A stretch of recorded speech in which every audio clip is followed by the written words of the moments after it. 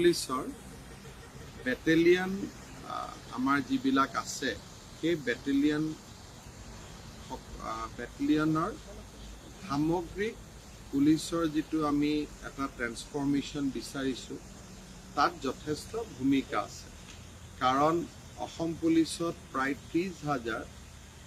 বেটেলিয়নত কাম কৰা জোৱান আছে আৰু বিভিন্ন সময়ত বিভিন্ন ৰাজ্যৰ বিভিন্ন প্ৰান্তত তেওঁলোক কৰ্তব্যত নিয়োজিত হৈ থাকে তেখেতসকলৰ নিয়মিত প্ৰশিক্ষণ তেখেতসকলৰ থকা মিলাৰ সুবিধা তেখেতসকলৰ পৰিয়ালৰ যিখিনি এটা ভালদৰে থাকিবৰ কাৰণে পৰিয়ালটোৱে পাবলগীয়া সুবিধা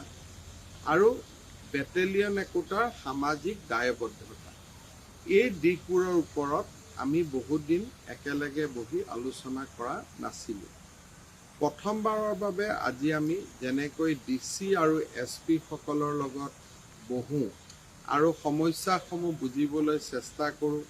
সমাধানসমূহ উলিয়াবলৈ চেষ্টা কৰোঁ ঠিক সেই ধৰণে আজি অসম পুলিচৰ বেটেলিয়নৰ কামাণ্ডেণ্টসকলৰ লগত আমি দিনজোৰা বৈঠক কৰিলোঁ বৈঠকত তেওঁলোকৰ বিভিন্ন অভাৱ অভিযোগ আমি শুনিলোঁ আৰু আমাৰ ফালৰ পৰাও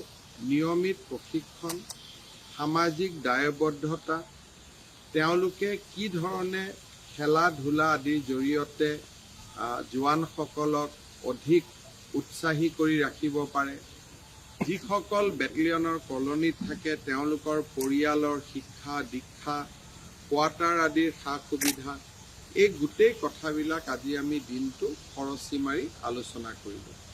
প্ৰত্যেক ছমাহত আমি এনেকৈ মিলিত হ'ম আৰু লাহে লাহে তেখেতসকলৰ সমস্যাসমূহ সমাধানৰ বাবে আমি চেষ্টা কৰিম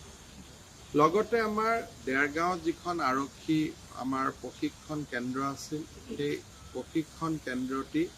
আমি লাচিত বৰফুকনৰ নামত উৎসৰ্গা কৰিছিলোঁ ইয়াত 4টা বেটেলিয়ন বা প্ৰশিক্ষণ কেন্দ্ৰ আছিলে গোটেইকেইটাকে আমি একত্ৰীকৰণ কৰিছিলোঁ এতিয়া আমি নৱেম্বৰত দেৰগাঁৱত এখন ডাঙৰ পুলিচ মিট পাতিব খুজিছোঁ স্পৰ্টছ আৰু গেমছক লৈ গোটেইকেইটা বেটেলিয়ন আৰু ডিষ্ট্ৰিক্ট পুলিচৰ ইয়াত স্পৰ্টছ মিট হ'ব আৰু লাহে লাহে অসম পুলিচক এটা জীৱন্ত প্ৰাণৱন্ত সংগঠন কৰি কৰাৰ যিটো প্ৰক্ৰিয়া